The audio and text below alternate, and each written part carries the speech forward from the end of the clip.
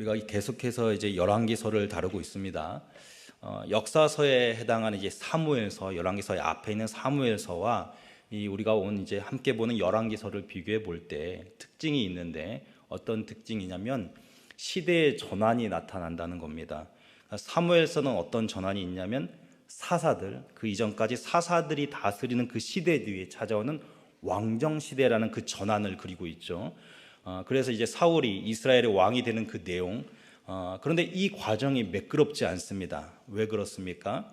이스라엘의 그 왕, 이스라엘은 그 왕이 부재한 것이 아니라 지금까지 왕 대신 하나님께서 은혜로 그 이스라엘을 다스리셨음에도 불구하고 백성들이 왕을 달라고 요구하였기 때문이죠.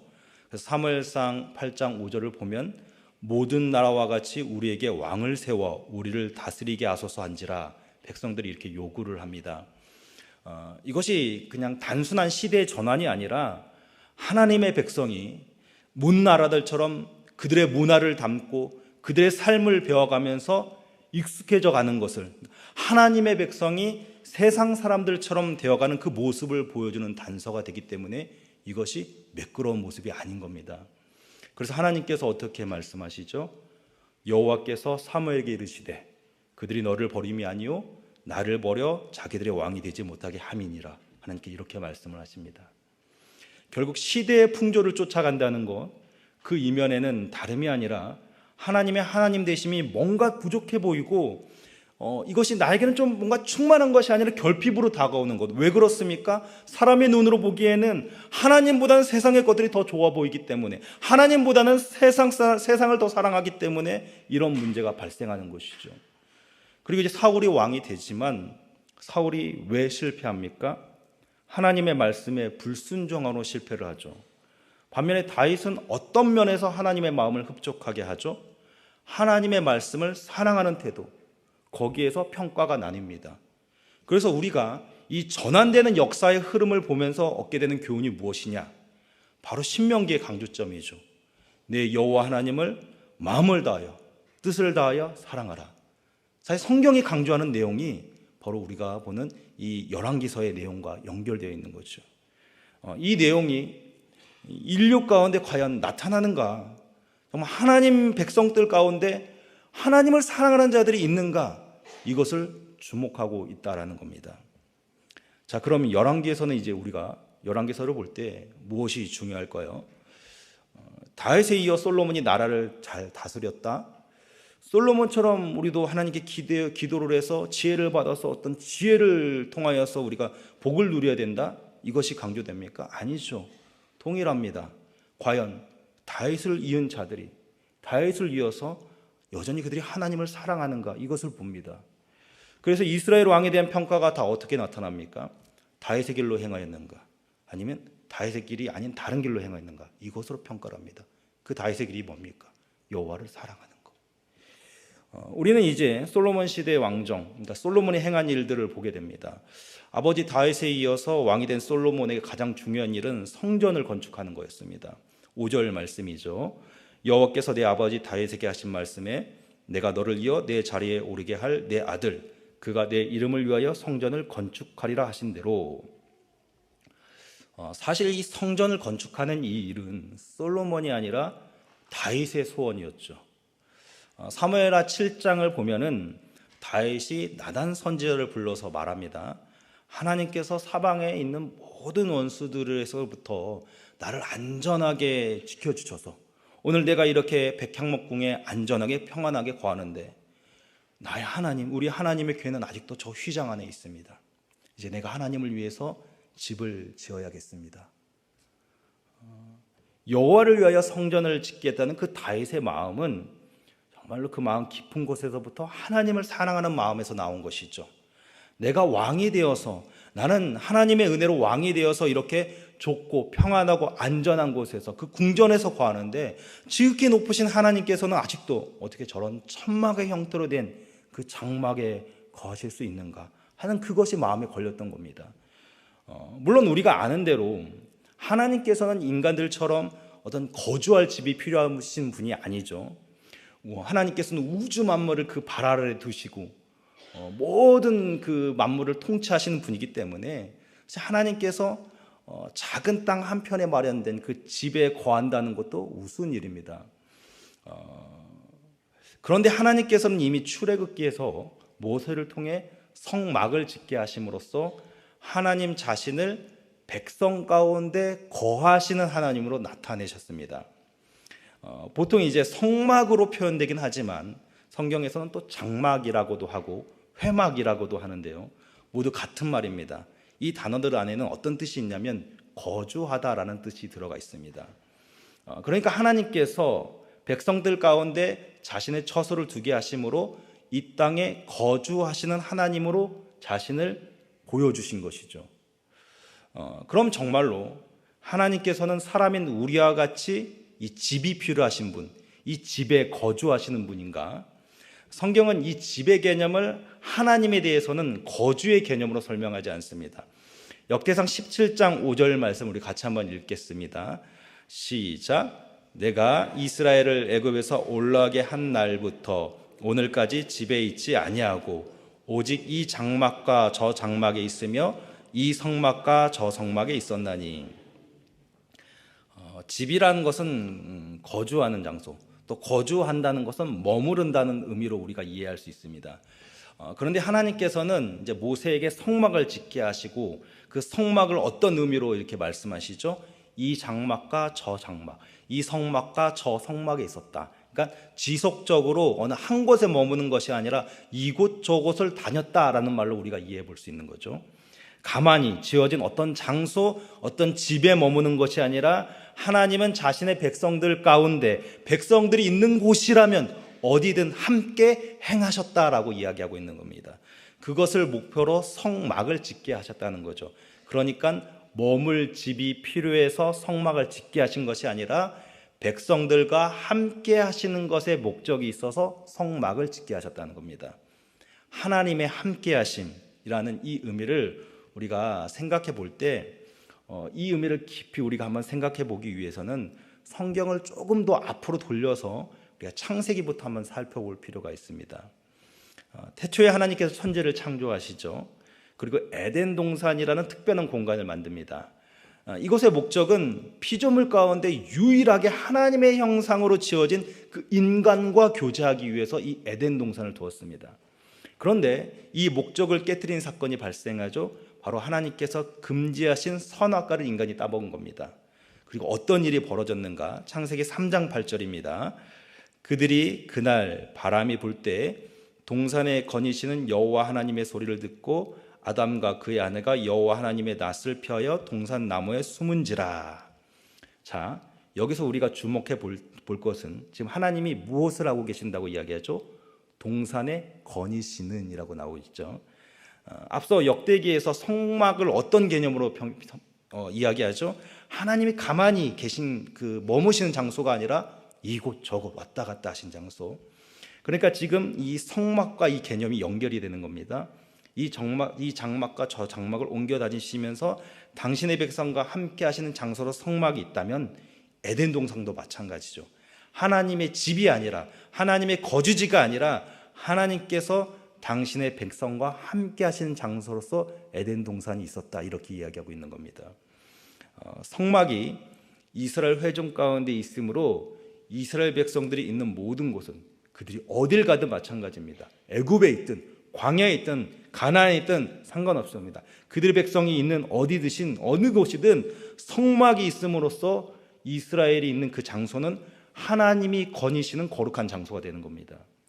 그리고 이 성막의 모태가 바로 에덴 동산인 것이죠. 이것을 우리가 다시 생각을 해보면 하나님께서는 태초부터 우리와 함께 하시는 것을 기뻐하셨고 원하셨다는 것을 알 수 있는 거죠. 그래서 성경을 이것을 가장 충족된 상태인 안식이라는 개념으로 설명합니다. 눈치 빠르신 분들은 이미 이해하셨을 겁니다. 구약의 안식일의 개념이 무엇일까? 하나님의 함께 하심으로 인하여서 이 안식이 없는 죄악된 세상에서 누릴 수 있는 충족이 무엇인가를 배울 수 있는 시간이 안식일의 개념인 거죠. 잃어버린 그 안식을 맛보는 겁니다.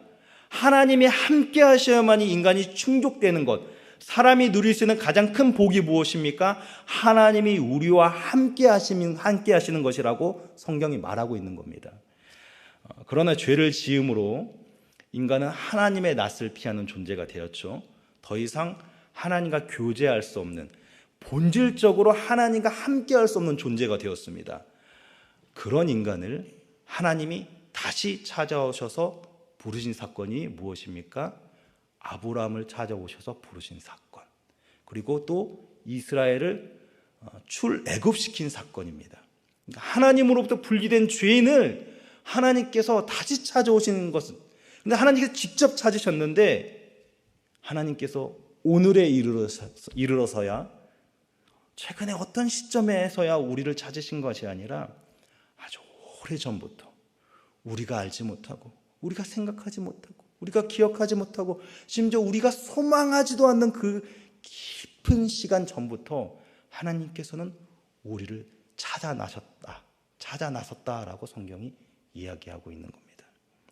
그런데 문제는 죄를 지은 그 순간부터 인간의 형질은 하나님의 창조 질서에서 이탈되었다는 겁니다. 하나님의 창조는 그 하나님의 거룩하심을 근원으로 하는 완전한 평화입니다.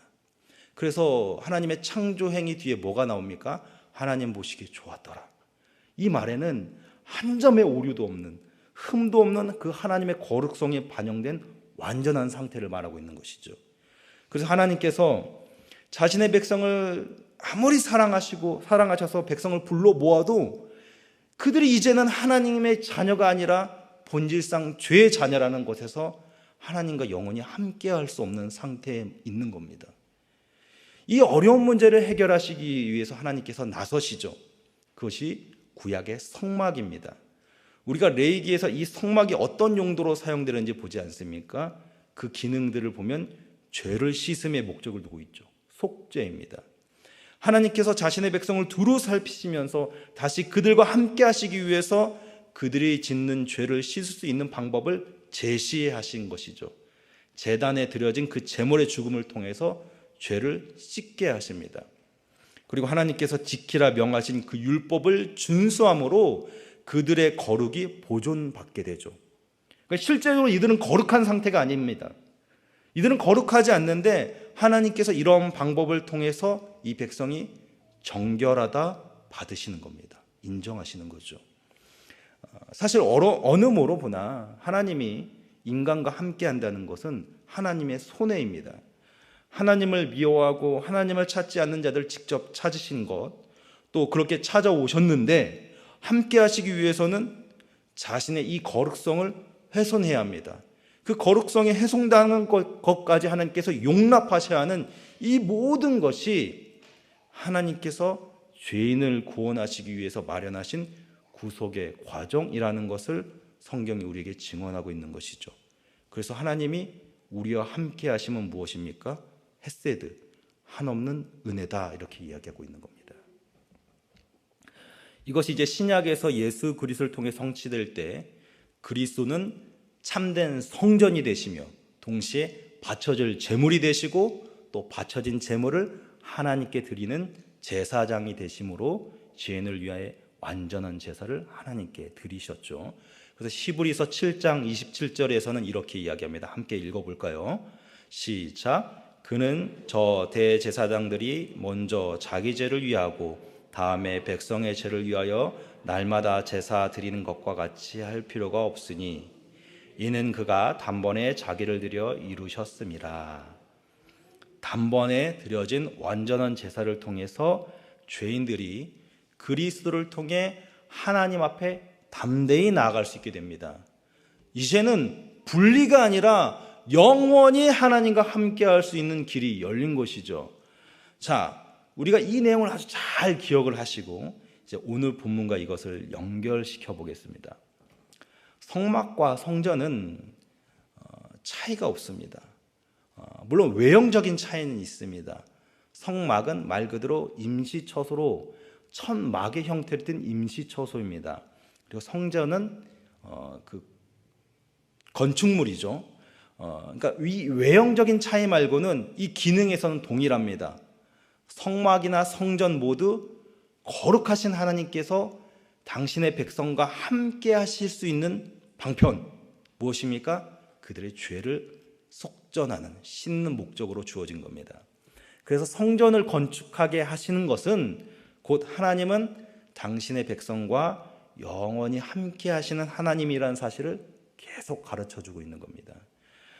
그런데 이제 오늘 본문에서 우리가 조금 더 집중해 볼 것은, 그러면 도대체 왜 다윗이 아니고 솔로몬인가 하는 겁니다. 앞서 말씀드렸지만 성전을 건축하는 것은 다윗에게 있어서 일생의 소원이었습니다. 그럼에도 하나님은 이 다윗의 간절한 마음을 뒤로 미루시죠. 너가 아니라 너의 아들이 성전을 건축할 것이다. 그 이유로 오늘 본문 3절에서는 다윗이 사방의 전쟁으로 말미암아 그리고 그의 원수들을 그의 발바닥 밑에 두시기를 기다렸나이다, 이렇게 설명을 하고 있습니다. 그런데 이게 좀 어폐가 있습니다. 분명 사무엘서에서는 하나님께서 다윗의 원수들을 무찔러서 평안히 거주할 때 다윗이 성전을 건축할 마음을 품었다라고 이야기하고 있기 때문이죠. 심지어 또 다른 본문인 역대상 22장에서는 다윗이 이제 솔로몬에게 이렇게 이야기합니다. 역대상 22장 7절과 8절인데요. 다윗이 솔로몬에게 이르되 내 아들아, 나는 내 하나님 여호와의 이름을 위하여 성전을 건축할 마음이 있었으나 여호와의 말씀이 내게 임하여 이르시되 너는 피를 심히 많이 흘렸고 크게 전쟁하였느니라. 내가 내 앞에서 땅에 피를 많이 흘렸은즉 내 이름을 위하여 성전을 건축하지 못하리라. 본문마다 차이가 있지만은 이것을 다 종합해 보면은 다윗이 아니라 솔로몬인 이유는 다윗이 흘린 피가 많기 때문이다라고 우리가 이해해 볼 수 있죠. 그런데 이것이 좀 억울합니다. 왜냐하면 다윗이 치른 전쟁들은 여호와를 위한 전쟁들이었기 때문이죠. 단순히 국력을 키우기 위한 전쟁이 아니라 여호와 하나님을 위하여 싸우는 전쟁을 다윗이 수행하였습니다. 예를 들면은 사울이 이제 아말렉과의 전쟁을 치를 때 하나님께서 이 사울에게 어떤 명령을 주시죠? 진멸하라입니다. 진멸하라. 모든 것을 멸하라고 하시죠. 남녀노소 심지어 가축까지 모두 죽이라고 합니다. 그 이유가 무엇입니까? 거룩하신 하나님을 대적했기 때문에. 그러니까 성경은 이스라엘이 치르는 전쟁을 단순히 어떤 국력의 확보나 영토의 확정이라는 측면에서 보지 않는 거죠. 하나님의 나라, 하나님의 백성이라는 관점에서 죄악된 세상과 치른 전쟁이라는 관점에서 보고 있는 겁니다. 따라서 다윗이 하나님께 받은 이 왕권을 가지고 치른 전쟁은 여호와의 이름을 위한 전쟁인 거죠. 그런데 그런 전쟁을 치른 다윗에게 너가 지금 너무 많은 피를 흘렸기 때문에 성전을 건축할 수 없다는 말은 이해가 되지 않는 겁니다. 우리는 이것을 앞서 설명한 그 에덴과 성막 또 구원하시는 구원의 역사 안에서 우리가 함께 좀 이해해 볼 필요가 있는 겁니다. 성경이 증언하는 이 다윗의 시대와 솔로몬 시대의 가장 큰 차이는 샬롬입니다. 평화죠. 4절을 보시면 솔로몬이 자신의 시대를 이렇게 이야기합니다. 이제 내 하나님 여호와께서 내게 사방에 태평을 주심에 원수도 없고 재앙도 없도다, 이렇게 말을 합니다. 분명 다윗 때도 어느 정도 평화와 안정을 이루긴 했지만 완전한 평화는 아니었습니다. 다윗은 안팎으로 원수들이 있었죠. 외부의 적은 이 전쟁을 통해서 어느 정도 정리가 되었지만 또 다른 문제가 있었습니다. 바로 밧세바와 간통한 다윗 자신의 죄가 있었고, 또 압살롬의 그 반역, 다윗의 말기에는 그 아들 아도니아의 반역까지 이 내부의 적, 아직 평화가 완전히 이루어지지 못한 문제가 있었던 거죠. 이것이 솔로몬 시대와 다윗 시대의 가장 큰 차이입니다. 하나님께서 다윗이 아니라 솔로몬 시대의 성전을 건축하게 하신 것은 이 성전은 이 샬롬을 상징하기 때문이죠. 평화와 긴밀하게 연결되었기 때문입니다. 죄가 들어오기 전에 에덴 동산을 한번 생각해 보십시오. 우리가 흔히 겪는 어떤 불편, 어떤 불화도 없는 세상이죠. 그야말로 결핍이 없는 샬롬, 완전한 평화가 이루어진 세상이었습니다. 신학생들끼리 우스갯소리로 그런 얘기도 합니다. 아담과 하와는 대변 활동을 어떻게 했을까? 에덴 동산에서 말이죠. 별거 아니지만 여기 함의하는 게 있습니다. 여러분, 오늘날 우리가 하는 그 식음 활동을 한번 생각을 해보세요. 우리가 막 음식물을 섭취하고 맛있는 것들을 다 먹는 거 행복한 일이죠. 그런데 이게 생각보다 불편함을 가지고 있죠. 많이 먹으면 과식을 해서 배탈이 나죠. 또 장염에 걸리죠. 하는 이런 일들이 우리가 이 식음하는 활동을 통해서 우리가 겪게 됩니다. 또 컨디션에 따라서 이 대변의 내용도 바뀝니다. 그런데 에덴 동산에서는 이런 일이 없었을 거라고 한번 생각을 해보세요. 상상이 되십니까? 사람이 감지하지 못한, 사람의 눈에 보이지 않는 미생물조차도 사람에게 해가 되지 않는 세상이라고 한번 생각을 해보시란 말이죠. 에덴은 그런 곳인 거예요. 완전한 평화가 어떤 의미인가? 하나님으로 인해서 누리는 그 샬롬이라는 것이 포함되는 그 영역들이 무엇인가? 그래서 누릴 수 있는 그 안식의 범위가 어디까지 있는가? 도저히 우리 이 시대를 살아가는 우리의 입장에서는, 우리의 생각으로서 상상조차 할 수 없는 거죠. 하나님께서 당신의 백성과 함께 하시기 위해서 건의신 그 장소에 나타나는 이 평화, 그러니까 하나님이 이곳에 계심으로 말미암아 그 인간이 누리는 그 평화는 하나님으로부터 오는 그 완전함, 어떤 모습으로도 우리는 상상해 볼 수 없는 거죠. 이 에덴이 죄로 인하여 깨지고 하나님께 직접 찾아오심의 방편이 성막이라고 말씀드렸습니다. 그리고 그 성전은 이 임시적인 성막을 대체할 새로운 하나님의 이 처소입니다. 기능이 같죠. 따라서 성막이 하나님의 임재를 통한 거룩, 그리고 그 거룩을 누리는 자들 안에서 샬롬이 무엇인지를 맛보게 하는 장소라면 성전도 동일한 거죠. 죄로 인한 불필요한 요소들이 없어야 합니다. 그래서 성경이 말하는 다윗이 많은 피를 흘렸다라는 것이 이런 의미가 있는 것이죠. 하나님 앞에 마음이 합하다라는 평가를 받은 다윗조차도 샬롬을 이루지 못합니다. 그 샬롬이 언제 이루어집니까? 하나님의 언약이 성취될 때, 하나님께서 언약을 통해 내가 너의 아들을 통하여 성전을 세우시겠다 약속한 솔로몬 시대에 비로소 하나님께서 주신 그 평화가 찾아옵니다. 솔로몬 시대의 평화는 하나님께서 다윗에게 주신 그 언약을 기반으로 한 평화인 것이죠. 다윗이 하나님의 집을 짓겠다고 할 때 하나님께서 말씀하시죠. 내가 나를 위하여 집을 짓겠느냐 하면서 하나님께서 이렇게 말씀하시죠. 우리 함께 읽어보겠습니다. 시작. 너를 모든 원수에게서 벗어나 편히 쉬게 하리라.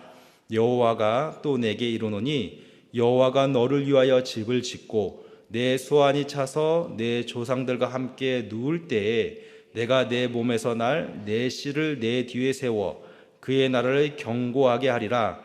그는 내 이름을 위하여 집을 건축할 것이요 나는 그의 나라 왕위를 영원히 견고하게 하리라. 하나님께서 다윗에게 언약을 주셨는데 약속하신 것이죠. 하나님께서 다윗을 위하여 집을 지어주겠다. 너가 나를 위하여 집을 짓겠다고? 아니, 내가 너를 위하여 집을 지어줄게. 완전하고 견고한 집을 지어줄게. 영원하고 견고한 그 기반이 무엇입니까? 하나님의 함께하심, 영원히 하나님의 함께하심을 기반으로 하는 그 집, 하나님께서 주시는 그 평화로 말미암은 집. 그리고 우리는 여기서 말하는 다윗의 씨가 다름 아닌 다윗의 후손으로 오시는 예수 그리스도라는 사실을 신약의 말씀을 통해서 이미 알고 있죠. 그러니까 정리하면 다윗이 아니라 솔로몬인 이유는 솔로몬이 다윗보다 더 뭐가 나아서가 아니라 성전이 지향하는 그 지점인 예수 그리스도를 온전히 드러내시기 위해서 하나님께서 다윗 때가 아니라 솔로몬 때에 이 성전을 짓게 하셨다라는 사실을 우리가 발견하게 됩니다. 그리고 예수 그리스도는 죄인을 구원하기 위해 이 땅에 오셔서 자신의 몸을 들여 이 땅에 있는 죄로 인한 모든 불화의 종결을 찍으시고 하나님과 이 죄인 사이에 중재자가 되심으로 화목을 이루셨죠. 그래서 다시는 하나님과 그 백성이 분리되지 않는, 하나님께서 영원히 함께 하심을 이룰 수 있는 그 임마누엘의 은혜를 우리에게 주셨다는 것입니다. 물론 솔로몬 시대가 하나님께서 원하셨던 그 완전한 샬롬을 이룬 것은 아닙니다. 죄가 완전히 말살되는 그날에 이르러서야 이 평화, 이 샬롬이 완성이 됩니다. 그러나 그럼에도 불구하고 하나님께서 그 솔로몬 시대를 그 평화를 이룬 시기라 말씀하신 것은 이 그리스도를 통해서 주신 이 구속사의 이 과정 속에서 이제 주님은 다시 오실 것인데 이 초림과 재림 사이에 살아가는 우리에게 그것이 위로를 주시기 위해서, 어떤 위로입니까? 맛보는 겁니다. 장차 도래할, 언제인지는 알 수 없지만 장차 도래할 그때에는 그 인간이 에덴에서 누렸던 그 완전한 평화, 어떤 것으로도 우리가 그 깨어질 수 없는 완전한 평화를 누리는 그 평화가 우리에게 주어질 것인데, 근데 그때까지 우리가 이 땅을 살아가는 동안에 그것이 무엇인지를 맛보게 하시는 거죠. 그리고 우리는 그 맛을 보면서 소망을 합니다. 땅의 것들이 아니라 하늘에 있는 것이 진짜라는 것을 계속 우리 마음에 떠올리게 하는 것이죠. 예수님께서 십자가에 달려 죽으심과 부활하심이 단순히 우리에게 그 먼 미래, 이제 천국에 가는 그 먼 미래를 전망하면서, 야, 이 땅은 너무나 힘들다, 야, 좀만 버텨라, 아, 조금만 버티면 우리 죽어서 천국 갈 수 있어 라는 식으로 이 땅의 고통을 잊게 만드는 마취약이 아닌 겁니다, 여러분. 그러니까 여러분, 농담이라도 하나님 저 좀 빨리 데려가세요 라고 하시면 안 돼요. 이 땅의 시간은 천국에서 맛볼 그 평화를 맛보는, 미리 맛보는 시간이기 때문입니다. 이 땅의 시간을 바꿔놓는 적극적인 효과가 우리 가운데 나타납니다. 그것이 솔로몬이 누린 시대의 그 평화의 의미인 것이죠. 물론 불완전하지만 하나님께서는 솔로몬 시대에 솔로몬을 통해서 성전을 짓게 하심으로 그 나라를, 솔로몬 시대의 그 사람들이 다윗 시대보다 훨씬 안정과 평안을 누리게 하시죠. 맛보는 겁니다. 지금 맛보는 이 평화도 이러할진데 다윗의 씨로 오실 그 예수 그리스도를 통해 우리가 맛보게 될 그 평화는 어떠한 것인가 소망하게 되는 것이죠. 미리 사전에 보는 겁니다. 그리고 동시에 우리뿐만 아니라 세상도 그것을 맛봅니다. 오늘 본문에서 두로왕 히람이 여기에 해당이 되죠. 다윗과 우호적인 동맹을 맺었던 그 히람에게 그 불안은 뭡니까? 이제 나와 우호적인 관계에 있던 다윗이 죽었어요. 그 아들이 왕이 되었을 때 이 우호적인 동맹이 깨질까 하는 불안이 있죠. 그런데 솔로몬의 반응을 보니 다윗에게 보았던 모습이 있음을 발견합니다. 7절을 보십시오. 히람이 솔로몬의 말을 듣고 크게 기뻐하여 이르되 오늘 여호와를 찬양할지로다. 그가 다윗에게 지혜로운 아들을 주사 그 많은 백성을 다스리게 하셨도다.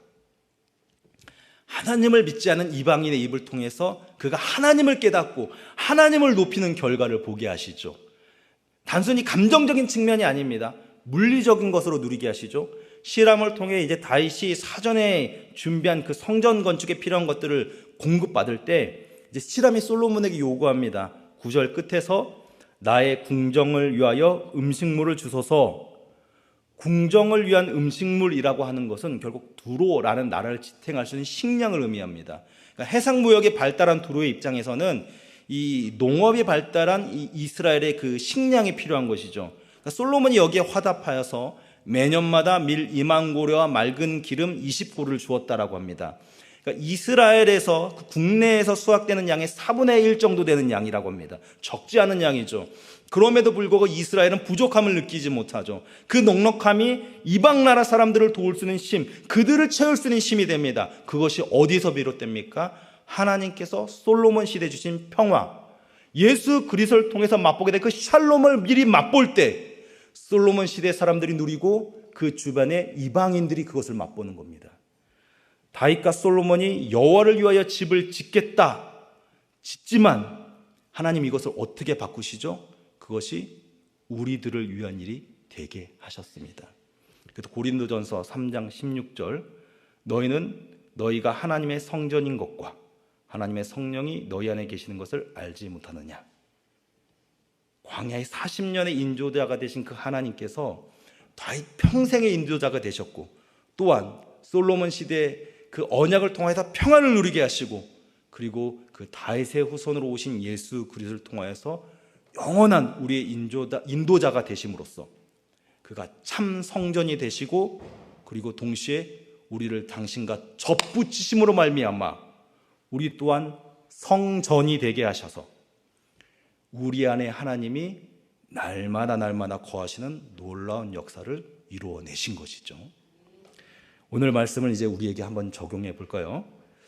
여러분, 우리가 우리의 일상이 그 삶의 무게가 또 인생의 고단함이 또 내일의 알 수 없음이 자꾸 우리에게 받은 이 은혜, 우리가 가지고 있는 저 천국을 바라보는 소망을 자꾸 가리울 때가 있습니다. 그러나 여러분, 낙심하지 마시고 걱정과 근심을 주님 앞에 내려놓으시기 바랍니다. 하나님의 극적인 인도함을 받았던 그 이스라엘이 광야를 지날 때를 한번 생각을 해보세요. 하나님이 그들과 함께 했지만 그들도 근심과 걱정과 환난을 짊어지고 살았습니다. 하나님 그들과 함께 계심을 분명히 아는데도 광야의 먼지가, 바람에 흩날리는 그 모래가 그들의 시야를 가려서 자꾸 하나님의 계심을 잊어버리게 만들었습니다. 분명 살아계신 하나님의 임재라고 불리는 성막이 그들 가운데 있고 불기둥과 구름기둥으로 임재하신 하나님을 경험했음에도 불구하고 환경과 상황은 너무나 무섭게 순식간에 그들의 눈을 하나님으로부터 분리시켜 버립니다. 이스라엘이 바벨론에게 망한 후에 바벨론에서 70년을 살아갈 때를 생각해 보십시오. 그들의 귓가에 울려야 할 그 하나님의 말씀이 아니라 그들의 귓가를 치는 게 무엇입니까? 번성하고 화려한 대도시의 그 소음, 바벨론이라는 그 대도시의 소음이 그들을 가득 채웁니다. 온갖 음란함, 주체할 수 없는 욕망이 매일매일 그들의 눈과 귀를 사로잡죠. 과거에 그들의 중심이었던 예루살렘 성전은 더 이상 보이지 않습니다. 완전히 초토화되고 무너졌기 때문이죠. 그럼에도 다니엘 같은 사람은 예루살렘 성전이 있는 방향을 향하여서 하루 3번 기도했습니다. 소망이 보여서겠습니까? 성전이 보여서겠습니까? 이스라엘이 광야에서 가나안으로 들어갈 수 있었던 유일한 방법은 하나님이 그들과 함께 하셨기 때문입니다. 인도하심, 불기둥과 구름기둥으로 돌보시고 만나와 메추라기를 주시고 반석에서 물이 쏟아져 나오게 하셨습니다.